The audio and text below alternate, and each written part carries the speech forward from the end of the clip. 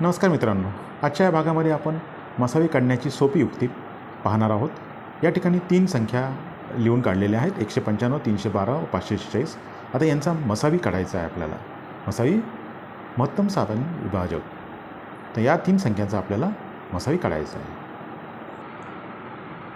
सर्वप्रथम आपल्याला काय करायचं आहे, या 3 संख्यापैकी 2 अशा संख्या निवडून काढायच्या ज्यांचा फरक हा कमी येईल.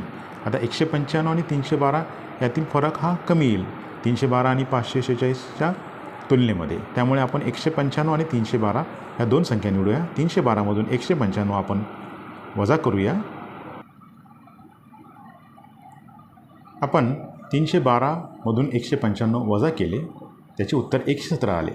आता हे 117 जे आलेलं आहे याला आपण अवयव स्वरूपामध्ये लिहून काढूया. 117ची विभागणी करूया आपण.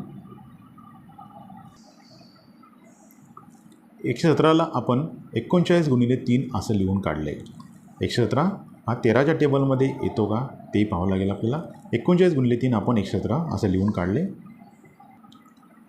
117 जेव्हा आपण लिहून काढले 39 गुणिले 3, म्हणजे याचा अर्थ 39 गुणिले 3मधला 3 ही छोटी संख्या झाली. 3 तर हा मसावी असू शकत नाही, 39 हा मसावी असू शकतो.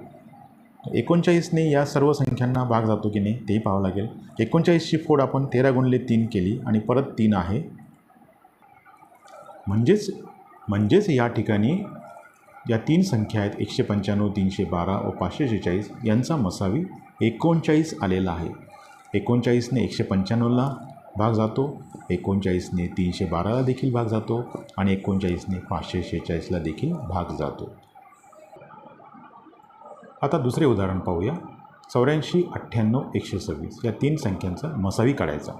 आता 84, 98 ह्या एकमेकाच्या जवळ आहेत 98 आणि 126च्या तुलनेमध्ये. त्यामुळे 84 आणि 98मधला फरक आपल्याला काढायचा. तो 98 वजा 84 म्हणजेच 14 येईल. हा जो फरक 14 आलेला आहे, ह्या 14ने या तिन्ही संख्यांना भाग जातो का, पूर्णपणे भाग जातो का हे पाहूया आपण. 14ने 84ला भाग जातो, 14 सखी 84. 14ने 98ला भाग जातो, 14 सखी 98. आणि 126ला 14ने भाग जातो, 14 9 26 600. म्हणजेच या संख्यांचा मसावी 14 आला आहे की नाही. सोपी युक्ती.